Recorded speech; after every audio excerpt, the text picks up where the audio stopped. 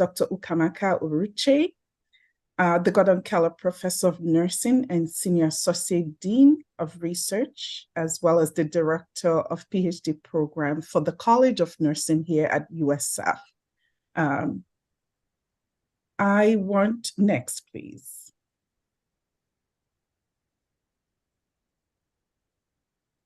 It is my pleasure to introduce our presentation and the presenters. I will be moderating. We will be presenting, as you see here, improving access to care, community engaged needs, assessment for adults with mental, neurological, and substance use disorders in Nigeria. You will hear us refer to it as MNS. Our first presenter is Dr. Noreen Agbapuonwu, professor with the Nnamdi Azikiwe University in Nigeria, Department of Nursing Science. And next presenter is, next please, Dr. Jane von Gaudecker, who's an assistant professor at the School of Nursing in Indiana University, Indiana, here in the US. And our next presenter is Dr. Khaja, Associate Professor, the School of Social Work in Indiana, at Indiana University in Indiana State. Next, please. Next, please.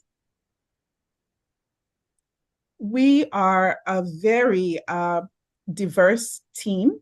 While we have three major presenters, we have a host of other colleagues who were instrumental as well in the study, namely Dr. Mano Sathesh-Seelan, who is a professor at the School of Nursing in Christian Medical College, Vellore in India, Dr. Mina Obanga, Associate Professor at the River State University, Port Harcourt in Nigeria, Dr. Brian Chilolo, who is also a lecturer and chair Department of Adult, Child, and Mental Health at Moi University in Kenya, and Dr. Sibudu Tobechukwu with the Department of Nursing at Nnamdi Azikiwe University in Nigeria. So we came together as a team about 3 years ago, highly invested in addressing issues of access, equal access to mental health care, not only in the US, but also in low and middle income countries. We started with a systematic review to really understand what the issues were and built on that to apply for funding that we received from Indiana University. Next slide, please. And the purpose of that funding was called the Global Impact Research Grant. The purpose was to fund faculty members who were invested in addressing really grand challenge issues affecting health overall, and that will support advancement of the Sustainable Development Goals. So we're very grateful and want to acknowledge so many who have made this possible, beginning with Indiana University Office of Vice Chancellor for Research, as well as the IUPUI Office of International Affairs. We want to acknowledge Nnamdi Azikiwe University, their Vice Chancellor, as well as, in particular, Professor Ifeoma Iwani-Nwokolo, who without whom we could not have pulled this project off. We want to acknowledge the Ministry of Health in Nigeria, and of course, our stakeholder groups, community leaders, and study participants. And of course, University of South Florida, our leader, Dr. Charles Lockwood, Dr. Usha Menon, who's the Dean of College of Nursing, Dr. Lynn Menezes, who is the Assistant Vice President for US Self Health World, as well as Jessica Casanova. Thank you so much to all of these people. I want to hand it over to our first presenter, Dr. Jane von Gaudecker.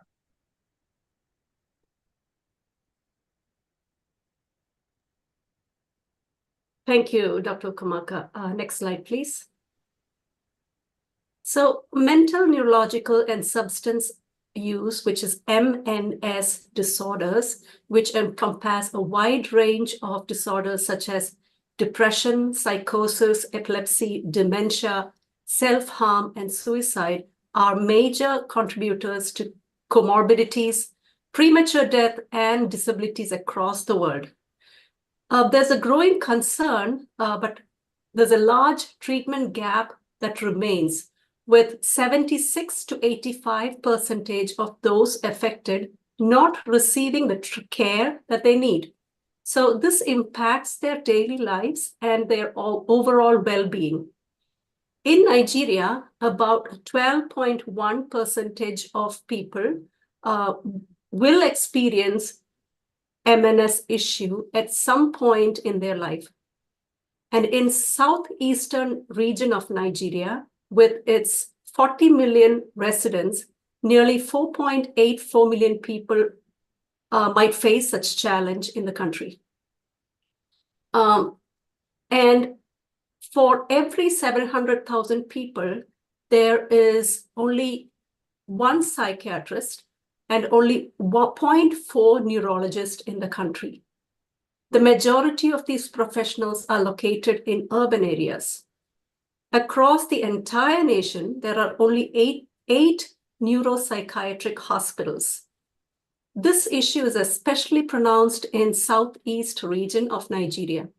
The region faces a significant challenge due to scarcity of resources, coupled with insufficient funding and a lack of strong support from local health departments.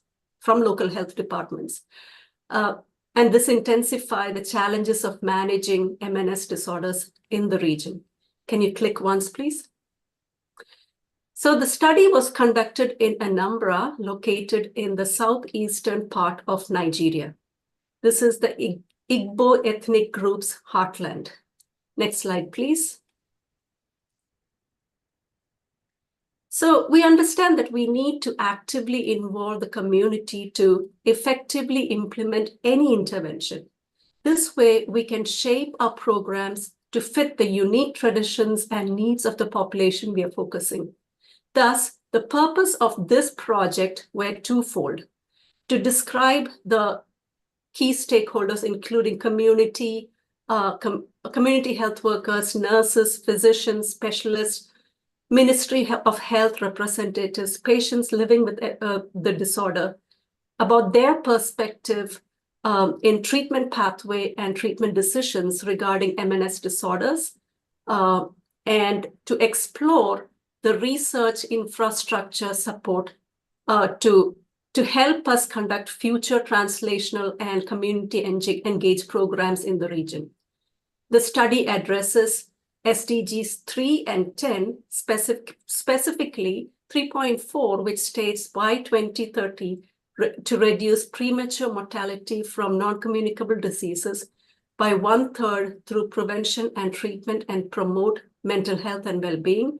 3.5, which states strengthen the prevention and treatment of substance abuse, including narcotic drug abuse and harmful use of alcohol. And 10.2, which states by 2030, empower and promote the socioeconomic and political inclusion of all, irrespective of age, sex, disability, race, ethnicity, origin, region, economic, or other status. And over to you, Dr. Noreen.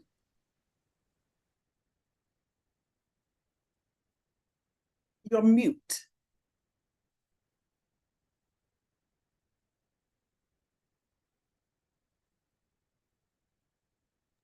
Sorry about that. I'm going to discuss the method with which we use to collect the data. We obtained an IRB, and like Jane rightly said, Anambra State has 21 local governments, and it is zoned into 3. So of those 3 zones, we identified the primary health care, having in our mind our purposive sample of patients, family member, community health workers, community leaders, physicians, specialists, and Ministry of Health representatives. To be able to reach these participants, we trained research assistants that will help to facilitate the scheduling of the interview and also help keep notes during interviews. Our instrument was a semi-structured face-to-face, qualitative, individual, and focus group interviews. Next slide, please.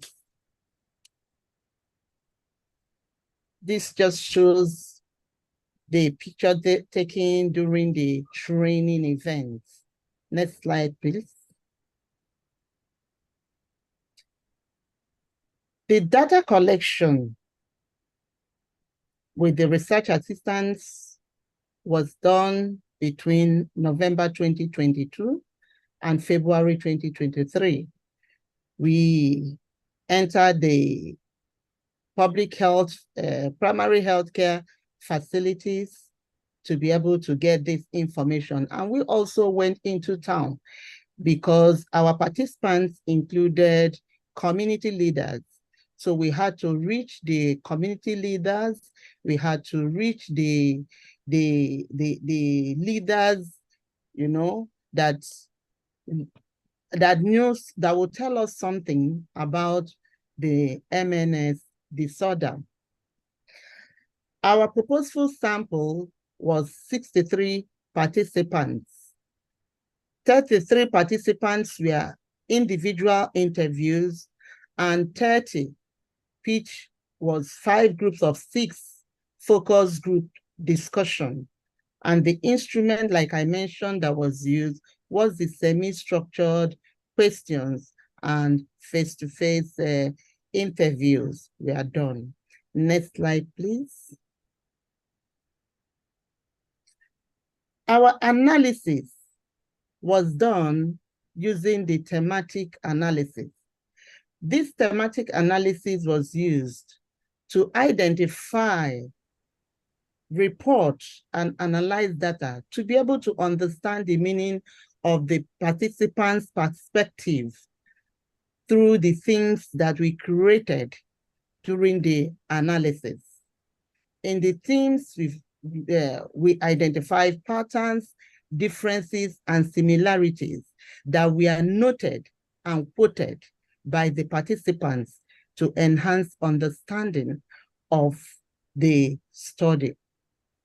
We were also able to code, noting from the data what was shared by the respondents through the development of a matrix by the team. Triangulation was ensured by our multiple methods of data collection, that is, our face-to-face interviews, focus group discussions, and individual interviews, the in-depth interviews, and the key informant interviews. These having diverse data sources and multiple researchers reviewing the data so that we'll be able to understand what the informants were saying. Next data, please.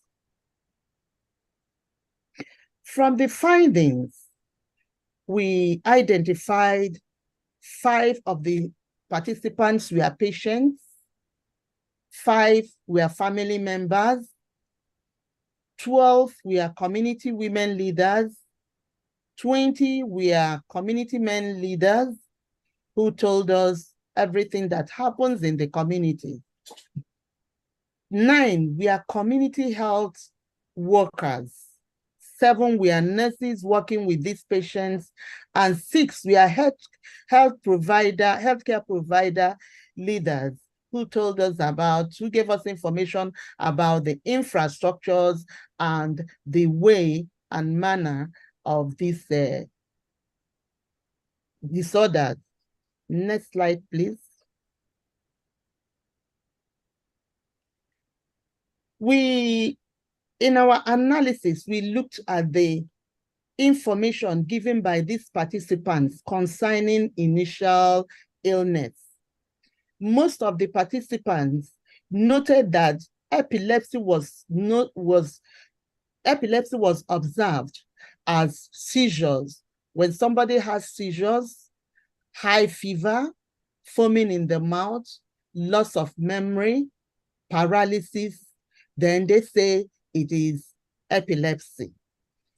Then when they noted, they also informed that the initial illness for mental illness was very vague. However, there were changes in patterns of life and behavior of that individual, and the individual was very hostile. Depression was manifested as crying, staying mute, withdrawal, suicidal ideation, unhappiness. The participants were of the view that most of the participants were of the view that poor hygiene, insulting others, talking too much, arguing were substance abuse initial illness, noting of initial illness. Schizophrenia was observed as having a behavioral change, having incoherent discussion, among others. We also noted in our analysis that most of the participants informed that the cause of these MNS disorders were as a result of spiritual attack or as a result of incantation. Substance abuse, they informed, was actually what causes mental illness. According to the informants, mental, neurological, and substance abuse run in a family. So they noted that it's just a familial lineage. However, most of the informants noted that hospital usually was the last resort when these disorders are observed. Next slide, please. Okay, Khadija, can you take off from there? Thank you, Noreen. So one of the questions we asked was on cultural views towards MNS disorders.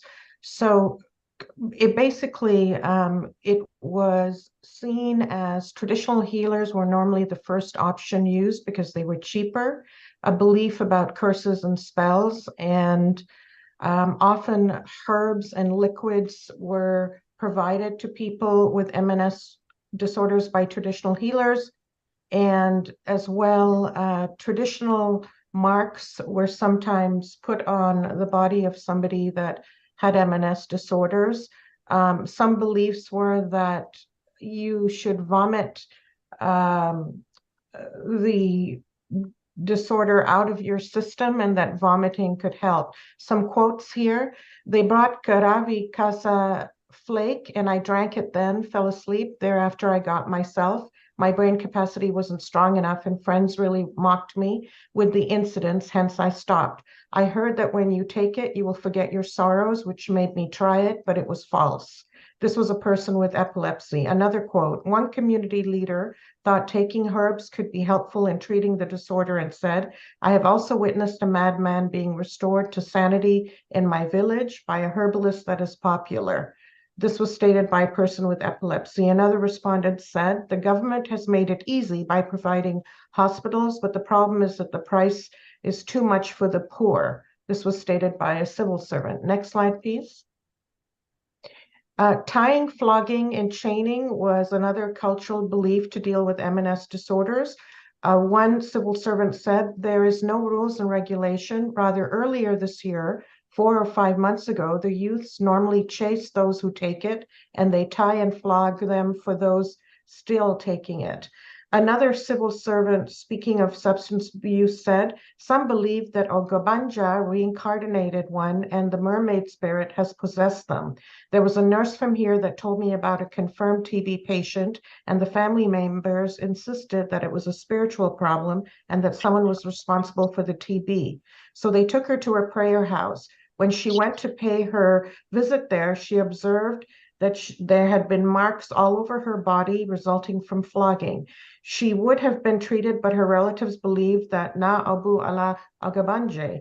When she finally came around here, we treated her wounds and referred her to a hospital. Next slide, please. There's also what was commonly stated by respondents is there's often a sense of stigma and shame and secrecy with MNS disorders. Families will try and hide it due to the stigma in the community, a sense of alienation and shame, worried about gossip and stories going around, fear that it has been caused by witchcraft, and fear it is airborne or contagious. One quote here is, they could please stop hiding from such sickness, because one day people will get to know they are sick and should try and go to the hospital and get treated. Another person said, most times due to stigmatization, people tend to hide or play down the fact that an individual has a mental disorder that requires treatment. For instance, there was a community where we were invited to help capture a madman who was accused of stabbing people, including a pregnant woman and the aged, with a knife. If he was earlier sent to a psychiatric hospital, the tragedy would have been avoided and the community would have been safe. Next slide, please. Attitudes as well were that because of the stigma, there was a belief by some that if a mentally ill person spits on you or bites you, that you will catch it and become mentally ill. There was also another theme that came out about crystal meth and concern about some of the use in Nigeria. One nurse said some MNS disorders, when she was speaking about that, are caused by the intake of substances, mukpuru mekmiri, which is also known as crystal meth. The last 3 months, there was an Okado man, he was riding his bike, that was shouting along the road. So we asked some people around there what happened. They said he took mukpuru mekmiri, so it affected his brain. There was also an interesting finding that possibly malaria, typhoid, use of Indian hemp, tramadol, cocaine could also cause MNS disorders, and that lineage was a factor and that it could be passed down based on ancestry. Some mental disorders come from lineage, said one person. In such families, you will find out that more than 2 or 3 family members from the same parents are mentally ill. And if you check the family mental history, you will find out that the community can list some family members in the past, and that has likely caused issues providing this in their lineage. And some respondents were ambivalent. One community leader said, with respect to the cause of MNS, with regards to the issue of madness, drug abuse can lead to madness. There are different types of madness. Some madness is inherited, while some madness is caused by depression due to too much thinking. Other respondents were simply not sure about the cause of MNS disorders. Next slide, please. What was also often cited by respondents was the use of prayer houses as a first option to deal with MNS disorders, because there was a sense by some that it was due to a spiritual problem and that it could cause ailments, which are known as agu. One person said he was behaving abnormally, so I took him to a prayer house at a particular place. The family member of a son with substance abuse disorder. Another person said epilepsy is hereditary, either from the father's lineage or the mother's lineage. If you are Christian, you take person to church for prayers and solution. If you are traditionalist, you seek for traditional ways to solve the problem. Next slide, please. There was also a belief by some that MNS disorders could be the work of the devil, known as akukuku, and that possibly there had been a curse inflicted on somebody or an affliction by an enemy that you were having problem with, or it was witchcraft that had been done to somebody. One person with epilepsy said, they all said it's akuku. We call it omabulu utujbi. It is the handwork of the devil. Another person who was a family member said, some refer to it as affliction by the enemy through diabolical means. Next slide, please. The term madness was used by some respondents, and it was also used by some healthcare providers as well to describe any mental health issues. One person said, they keep them at home, they chain them, and they arrange for home treatment if they can afford it. Another person said, madness is not cured. Another person said, we usually chain the very aggressive ones and we use chain to scare them. Next slide, please. So treatment strategies are varied in beliefs. Some people take them to churches and prayer houses and traditional healers, which are usually the first option. And hospital and psychiatric services are used, but they're often used as a last resort. One civil servant said, I will try my best now. I will tell them to go to the hospital to do some test rather than go to the herbalist. A civil servant also said, you often must do the best you can and leave the rest to God. I cannot ensure, because when you go to their homes to educate them, you do not know if they do carry your advice. And for me as a human being, I will do my best and leave the rest to God. Next slide, please. Other opinions on treatment and care practices were that people valued privacy, and they tended to be a belief that people preferred community health workers dealing with MS disorders by going to the home because of the challenges of stigma that psychiatric hospitals are, quote, for mad people. There was a sense that, you know, community education needed to be increased if we were to improve treatment and care, and there needed to be more compassion and empathy, and the cost of medications needed to be reduced, and there needed to be better health insurance. So overall, there was a sense that people needed better access to affordable medications and treatment. Next slide, please. Barriers to treatment and access predominantly came from views that there were huge financial challenges due to the high cost of medication. There needed to be more caregiver support due to the stress of dealing with MS disorders by family members. There was great stigma and isolation, which led to alienation of people with MS disorders. That poverty was a huge issue because it could impact transportation. It could impact your access and to care because, you know, you'd have to pay for expensive medication, etc. And concern about the lack of trained professionals, that it was hard to get transportation to facilities like psychiatric hospitals, particularly if you live far away in the rural area, lack of community education, poor advertising of services that could help people, a lack of hospital beds, and a lack of health insurance. Next slide, please.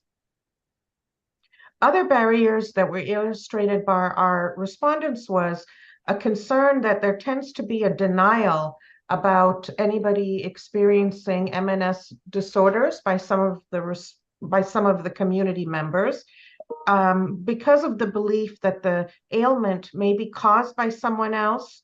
Maybe somebody was on bad terms with somebody, that's why the issue happened, or maybe it was because it was related to somebody eating something that was bad. And all of these issues would lead to people that would be apprehensive to seeking treatment.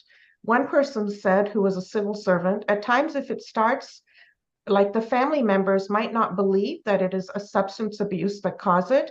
Maybe they might not be in good terms with somebody. Rather, they will insinuate that if it is someone who has done the thing to the person, some of the community people might say, it is something that the person ate because maybe they saw the person when the person was taking a substance or something like that. Next slide, please.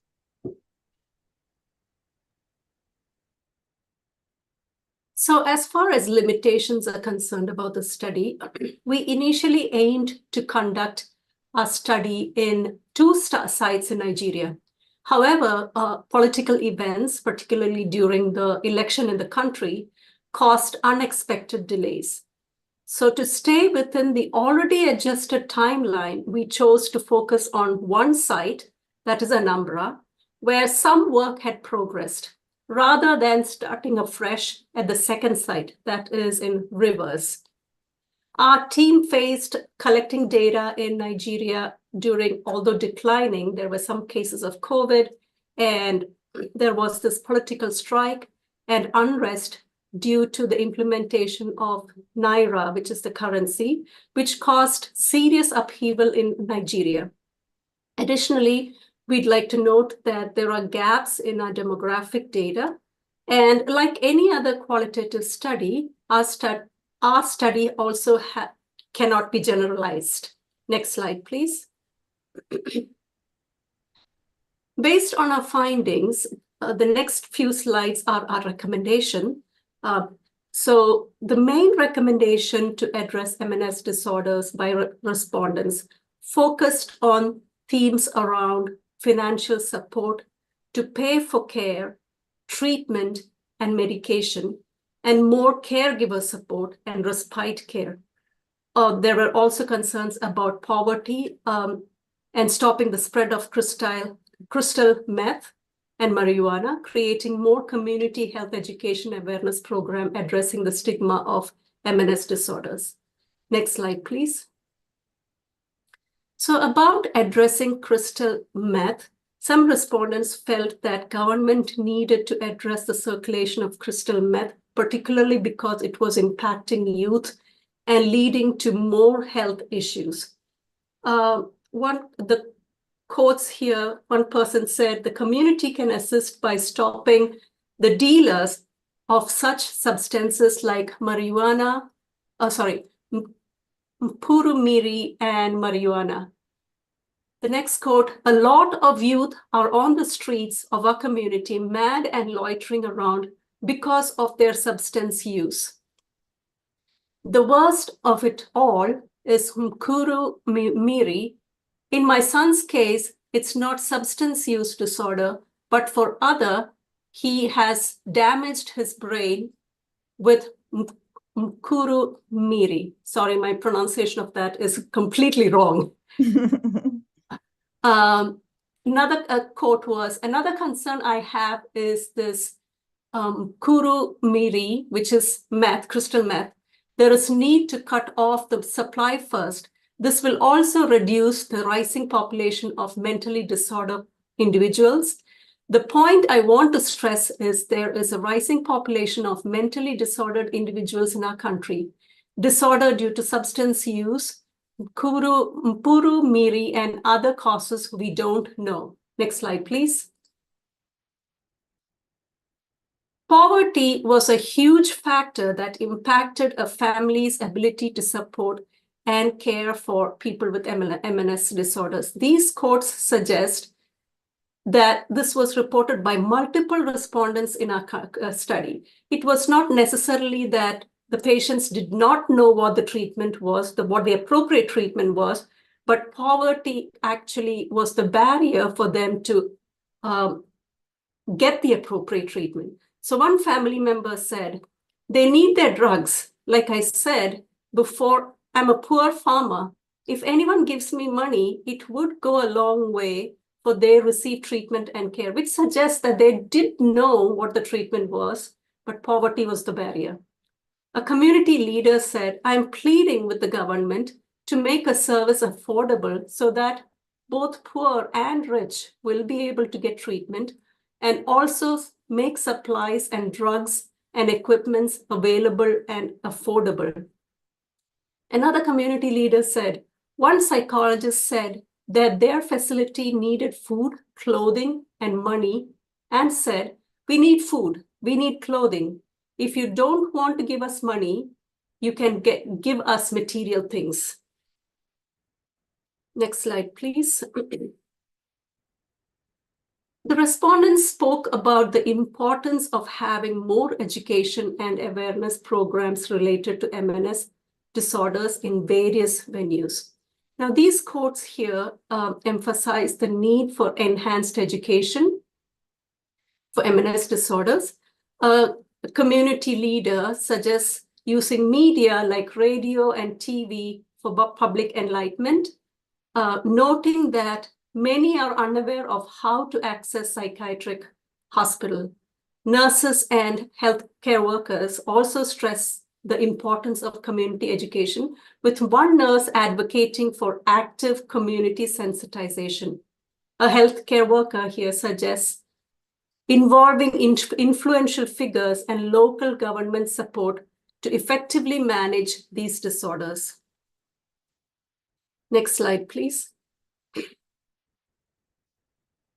Numerous respondents reported that a transportation vehicle was needed to transport patients to places for treatment due to the distance. One community health worker said the government should provide vans to patients or some kind of transportation to assist them gain access to care. Transportation was seen as a critical area that needed improvement and expansion to support infrastructure and to support families dealing with MNS disorders. Next slide, please. There were many lessons that we learned through our transnational research in addressing MNS disorder. And we think this is an important thing in global health work to ensure adaptability to events on the ground, for resilience and cultural humility. And this requires researchers to continually learn from and respect the diverse cultural contexts and perspectives of those involved in Nigeria. We were able to collaborate with our host research collaborators, involve them in providing training. We worked within different time zones, all suggesting what patience and resilience is. And we all supported one another, especially when unpredictable environment factors occurred. Next slide, please. So finally, to talk about what our next steps are. We will have multiple publications based on this study. This presentation with USF is our third presentation within the US. Next year, we will be presenting the report to the stakeholders in Nigeria. And we have also submitted an abstract for the STTI conference. We also will involve stakeholder engagement and capacity building, which include development of local research infrastructure, training local researchers, and building partnerships, which we think are vital for enhancing the impact of our MNS disorder initiatives in Nigeria. And collaborating with diverse stakeholders allow us for more comprehensive and culturally sensitive approach.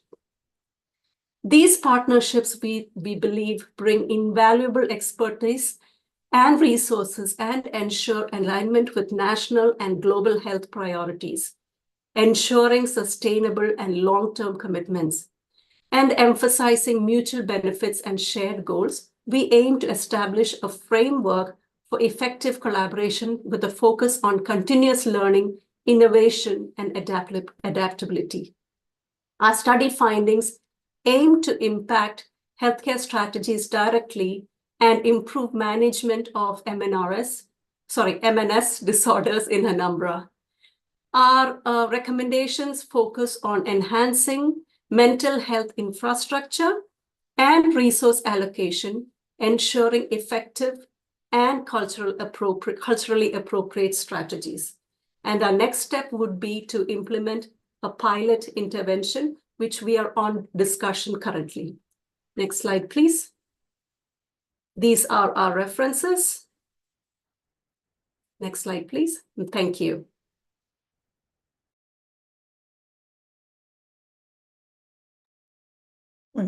Thank you so much to our presenters and our colleagues who we know are also present today. And thank you to all of our attendees. As you know, I'm sure noted, this has been recorded, and the link to the presentation will also be made available after the presentation. So all of you will get a link to actually access the recording. And we are ready and excited to have a conversation, hear your questions, your recommendations, etc. So thank you so much.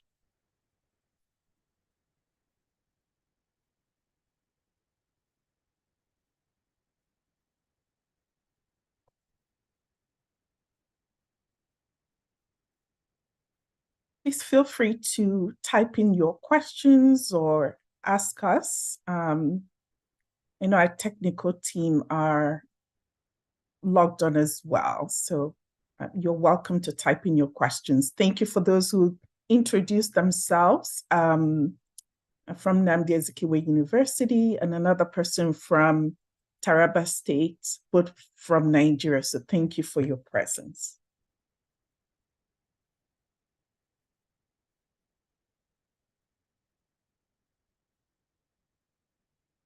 What is the standard of care for epilepsy in Nigeria? Dr. Agbapuonwu, are you able to answer that? Or Dr. Gaudecker, what is the standard? One of the questions we have on here asks, what is the standard of care for epilepsy in Nigeria? The standard is that, thank you for that question.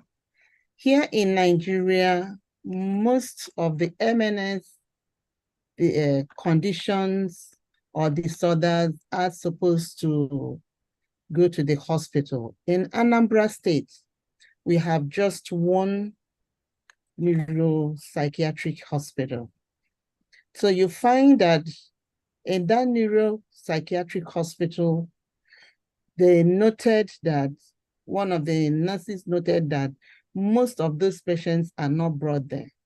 In other words, patients are being treated either at home or with traditional healers. So, but by standard, these patients should be taken to the hospital, but this is not the case. Thank you, Dr. Agbapuonwu. You're welcome.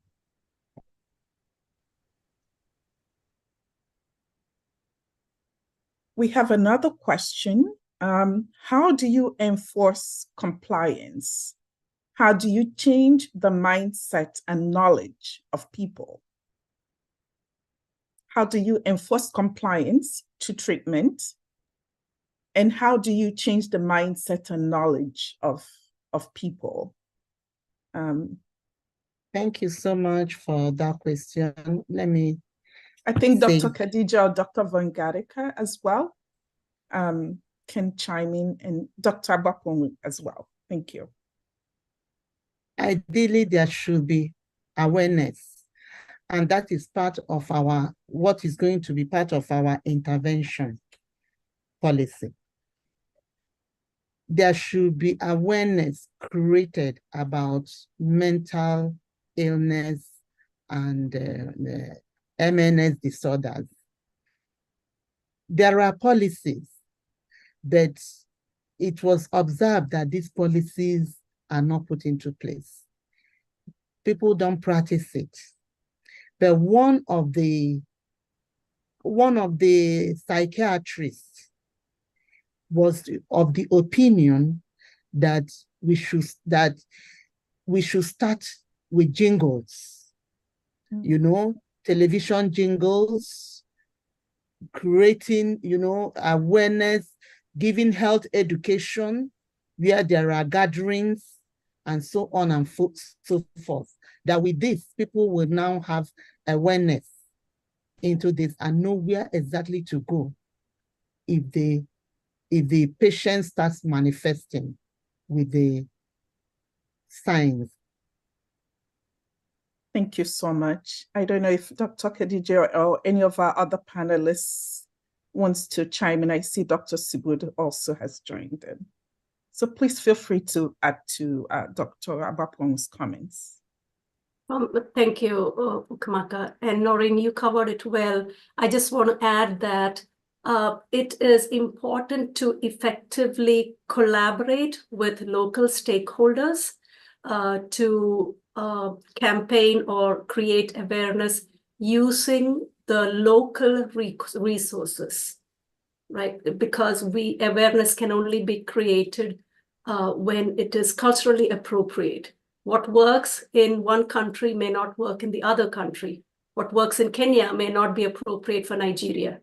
So, and using the appropriate media, appropriate stakeholders, appropriate cultural activities would be the first step, to think about creating awareness. I think Jane, Dr. Van Gaudecker, go ahead. Please. I think Khadija was going to say something. I think she was frozen for a minute, but I also think she's completed her response. So careful attention to the social cultural context is vital to being able to effect change. Awesome. Okay. Dr. Khadija, were you going to make any comments? Just echoing what Jane and Noreen has said, the importance of advertising and community education and using television. That was a significant theme that came out so that we could deal with some of the, particularly the stigma of MNS disorders.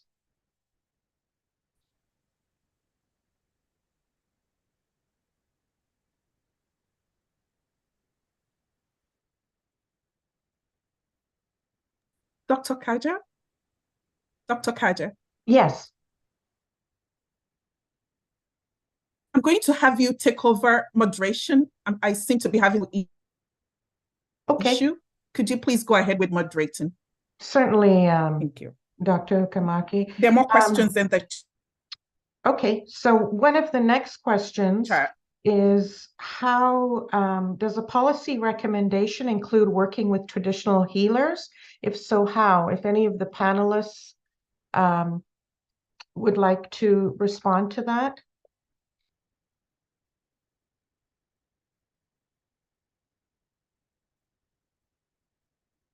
Does a policy recommendation include working with traditional healers? If so, how can we work with them? That's actually a great question. If any of our presenters want to elaborate on how we could possibly do that.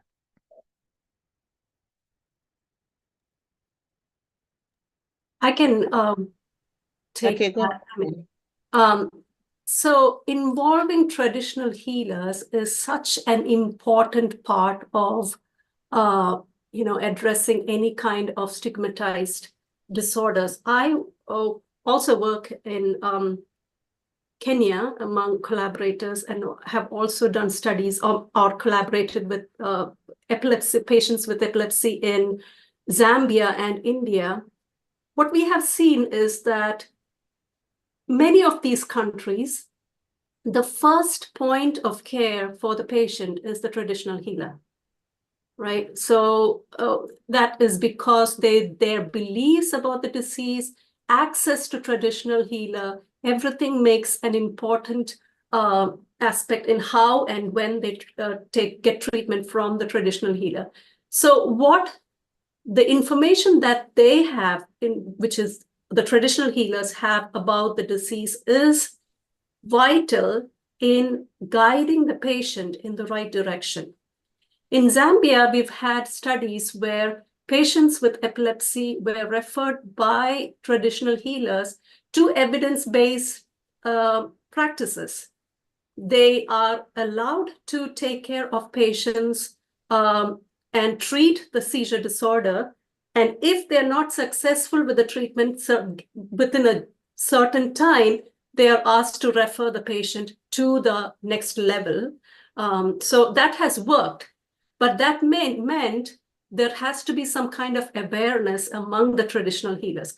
So starting with the traditional healer is so vital because the patient's first point of care is with the traditional healer. So yes, there should be policy recommendations for traditional healers as well. Now, to add to that, in the state where data was collected, one of the representatives gave us the information that most of these traditional rulers are being, monitored now. They register with the state government, and I believe that the next step will now be to start giving them training concerning this, because if you look at it from the respondents, they are the first port of call by these patients.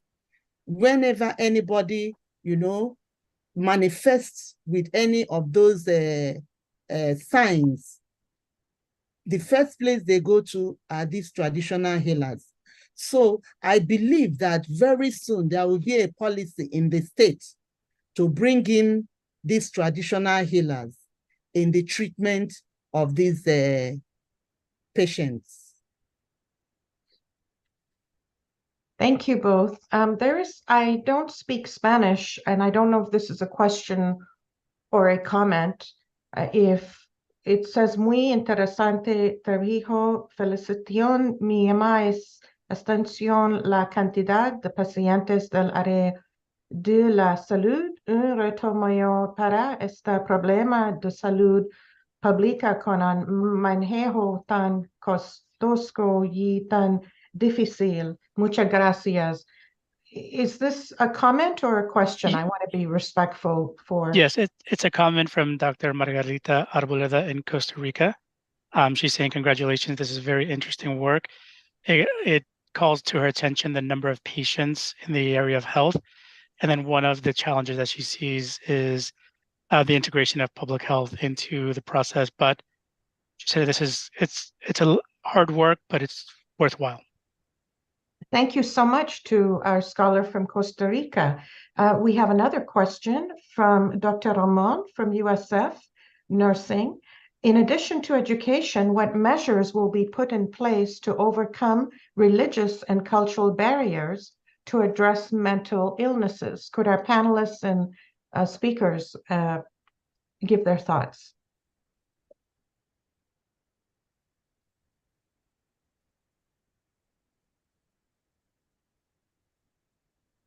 I think education is the highest, because that is the only way you can create awareness.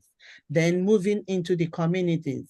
And like we are discussing about the policy, when there's a policy down, then we'll have to get to the grassroots and start from the grassroots to create awareness concerning this condition.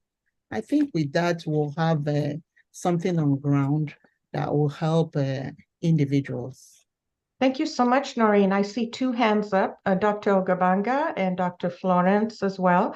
Dr. Ogabanga, did you want to comment? If you can unmute your mic. I see your hand up. Since we don't have Dr. Go ahead. Can you hear me? Yes, we can. Can you hear me? Yes. Okay, I feel so excited to be here today. It's an amazing day so far, and I wanted to just add a bit to what my team has said on the policy and recommendation issues. So I wanted to just highlight that indeed, traditional rulers, mental health support groups are also very key in Nigeria, because in Nigeria we have a mental health policy, and in the mental health policy there are provisions for that collaboration with those indigenous, traditional and local groups. So it's in line with our recommendation, and I think the idea is just to activate that provision and ensure that it is brought to light to the knowledge of all our local and state governments. Thank you so much, Dr. Ogabanga. Dr. Florence, Subhadip, could you please add your thoughts? You were instrumental in the study. Yeah, thank you very much. Yeah, I wanted to add to what the former person said about local traditional rulers. Yes, we have so many a complexity of local traditional rulers in Nigeria. And what I want to add is that when we are dealing with local traditional rulers, well, the first thing is to identify those who has a specialty in mental health. I had worked in a study that looked at mapped local traditional rulers, and I realized that we have everybody has a specialty, but the population may not know that these local traditional rulers, the traditional healers, they have specialties. Once you hear that somebody is a traditional healer, you move. So it is important that we have to factor in awareness of specializations in traditional rulers, healers, so that people will know. And that by that, if in a community we do not have somebody that has that specialty, maybe we can merge communities or local government where we have identified which traditional healer it has a specialty in mental health, so that we can direct people. And by that, I wanted to add, when we are discussing about the awareness or something, that we need to have focal persons in communities or wards or something that will direct with contact numbers.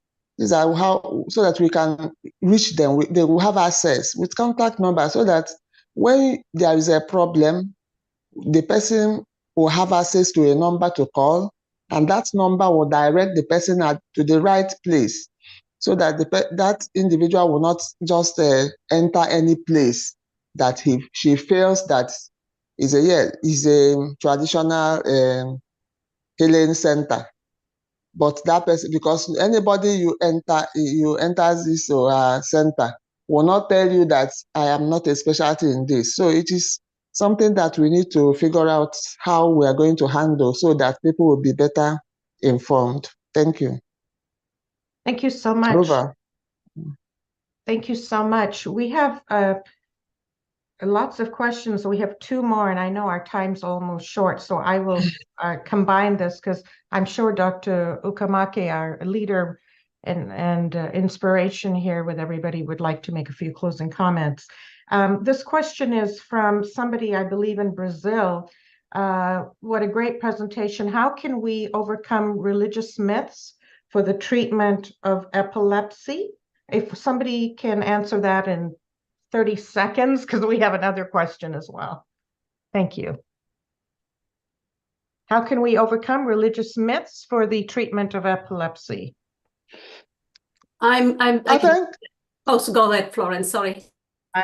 Okay, Florence. I think that boils down to education and awareness.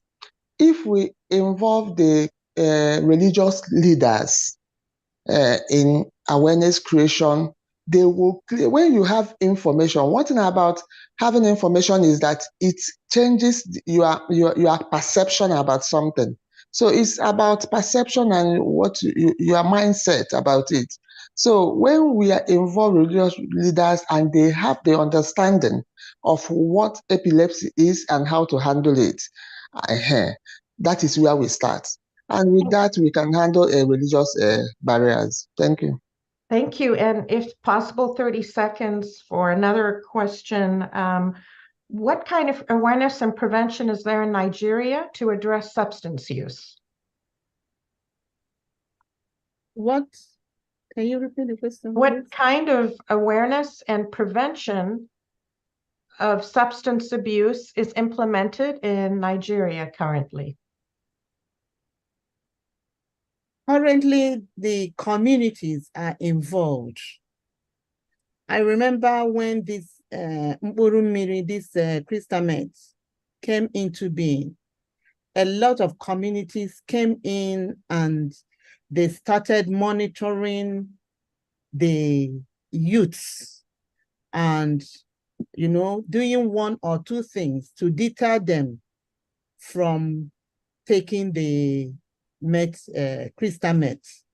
So I think the communities coming in gave a very great challenge and a great change in the intake of substance use amongst youths. Thank you so much. I'm going to now pass this to our distinguished Dr. Ukamake Arush to say a few closing words. Thank you, Dr. Khaja. Thank you so much to our panelists, to all of our attendees. I want to wrap it up by responding real quickly to a question about building research infrastructure. We are really excited to move this project forward. We have 2 university-level agreements, one with Indiana University and Nnamdi Azikiwe University, which we've had for about a year now. And just recently, barely 2 months ago, have another university-level agreement between Nnamdi Azikiwe and University of South Florida.